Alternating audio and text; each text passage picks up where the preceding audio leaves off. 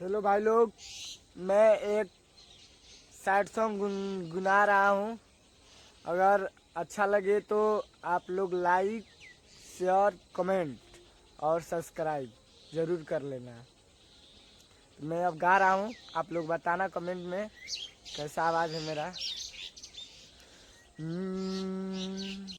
तौन भीजे अचरक के कोर, तौन भीजे गमछा मोर, तौन भीजे अचरक के कोर, इन भीजे गमछा मोर, तो मोरा नाम के लागल कजरा धोवे,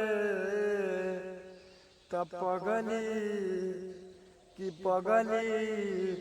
शादी के रोवे पगला, आंसू पी के रोवे पगली शादी के रोवे पगला, आंसू पी के रोवे।